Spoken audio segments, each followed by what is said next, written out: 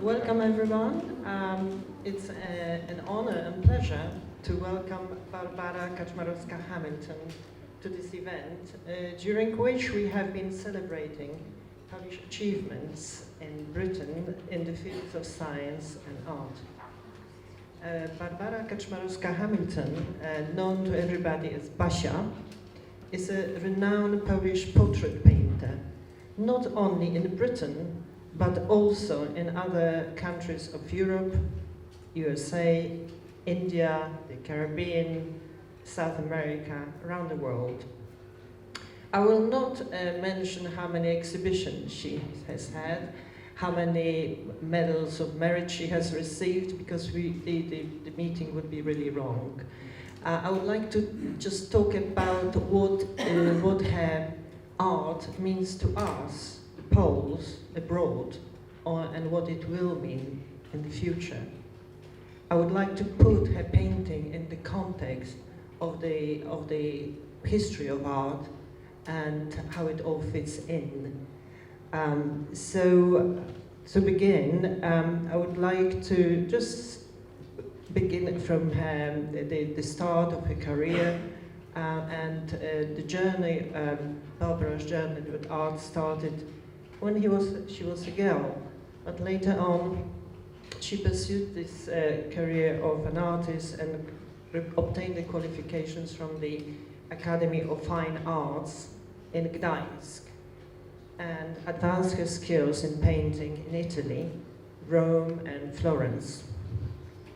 She has developed a unique way of depicting people based her art of portrait painting on three classical principles of reflecting or catching beauty, truth, and goodness. These principles in art reach back to the classical times, Renaissance, and throughout to modern times. We may ask a question: why was the portrait painting took root in our civilization, and is it still very popular? Well, thanks to the portraits left to us, we have the images of people from distant times and places.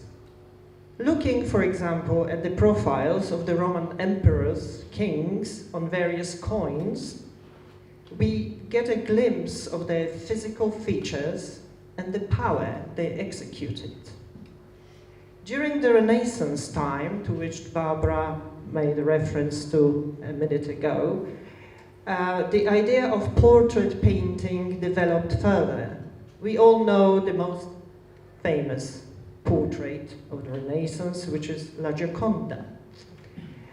And also we have our own painting, Damę z Łasiczką in Kraków by Leonardo da Vinci.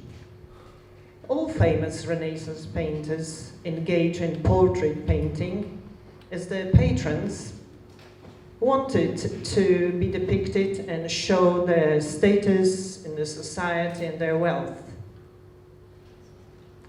We admire till now the portraits of Raphael, Titian, Bellini. And later on, these portraits inspired our writers to look and analyze, and one of the writers like Gustav Herling-Grudziński wrote a book and he analyzed one of the prominent writers, Lorenzo Lotto, and his portraits. Portraits were used by the kings when they looked for the candidates for a wife, yes? So they looked for a bride, and they asked for a portrait to be sent. When we go to the National Gallery, we can see some of these portraits. One of them is Christine of Denmark, who was a prospective wife of Henry VIII. The kings, like Henry VIII, understood the power of good portrait to advance the image of a powerful king who was ruling over an invincible country, and also to build the spirit of a new forming nation, of a powerful nation. For that purpose, he employed Holbein the Younger. Thanks to Holbein's portrait of the king and his court, we know a lot about Tudor times. Until now, we feel the strength emanating from the images and feel the Englishness in those paintings. Until now, the world has not stopped admiring them. It's worth mentioning here that the great painters were sought after and by affluent people and who commissioned them to paint them. And Holbein was asked by one citizen of Gdańsk who came here to London on business to be painted. This man was called Georg Gesche. And from that portrait, which is now in Berlin, in the gallery in Berlin, we learn so much about history.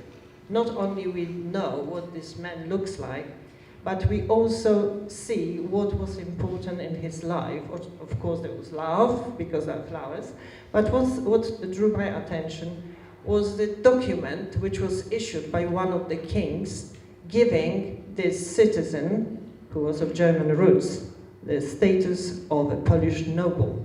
And he was very, very proud of that. So from that painting, a portrait painting, we've learned so much about Polish history. So a similar idea of presenting himself a powerful ruler is reflected in a portrait of the last king of Poland, Stanisław August Poniatowski. The king engaged an Italian painter, Marcello Bacciarelli, to depict him in full regalia, coronation costume, to show to the neighboring countries that Poland does exist and has a strong king. Bacciarelli also painted portraits of 24 Polish kings to show Polish heritage and continuity of an indestructible country. These paintings were also building our Polish spirit.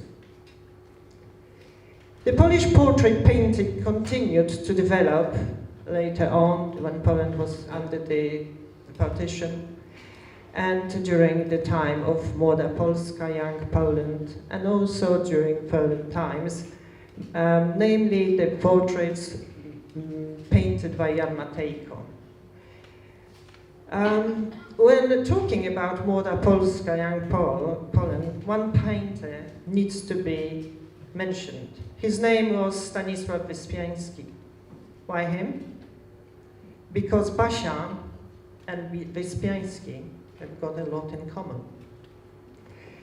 These artists have a great respect and love for their country, and they use pastels. Pastels transform their portraits into unique pieces of art. Basia has depicted many prominent people in her portraits. These are members of the British royal family, Queen Elizabeth II, Queen Mother, Duke of Kent, Princess Diana, European aristocrats, politicians, artists, writers, friends. But for us gathered here, we would like to acknowledge Basia's tireless endeavors to record and to portray members of the Polish refugees, exiles after the Second World War. This is another chapter of Polish history, which is quite often unknown to lots of Poles. So we would like to, coming here, we would like to thank her for this. I have not prepared any slides because the originals are just here, some of them. So if you walk down the stairs, you will see the portrait of President Kaczmarowski. You will see painting of his wife. You will see Rula Lenska, great Shakespearean actress, and many others. So I do encourage you, when you leave this meeting, please go downstairs and stop at each of them and ask yourself a question: how much do you actually know about these people? It's because the idea of painting these persons is to inspire people, not to only admire beauty of art, but also to learn or try to find out who these people were. These portraits will stay here for a long time after we have gone, and the future generations will learn from them about the artist who painted them, namely Basia, and then about the lives of the people depicted. It is an incredible wealth of Polish history and heritage. Barbara's studio is just around the corner, and there is another wealth of portraits.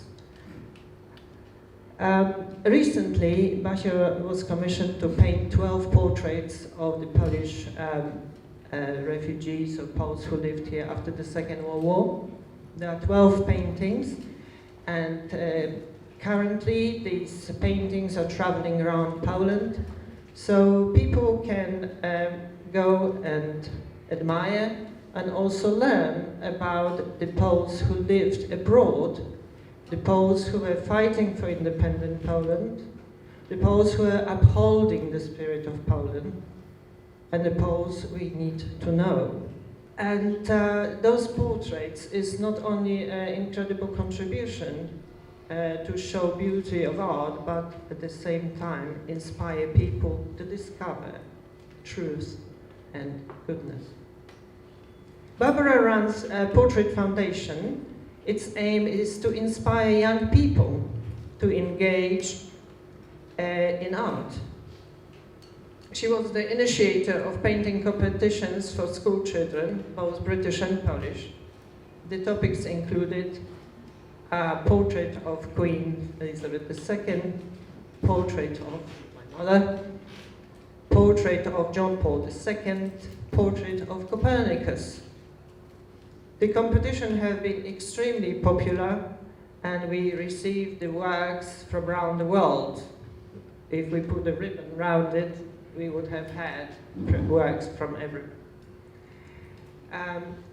Barbara is also a mentor for young artists, supporting and encouraging them to pursue the path of an artist. What else can I add? We are totally and utterly grateful for creating that chronicle of people, and from which we can learn not only us, because our generation knows or knew those people, but the new generation. So Barbara, thank you very much on behalf of all of us for devoting so much time and life. Thank you very much. Thank you so much, Beata. Now we know much more about our precious, about great precious in Great Britain, Barbara Kaczmarowska-Hamilton. Basia, may I say something in Polish? Basia, dziękuję, że jesteś z nami. Dziękuję i dziękuję Ci za wsparcie naszych artystów. Sorry for the Polish, but it's much easier to say something specific in our language, because mother tongue is mother tongue. Basia, thank you again.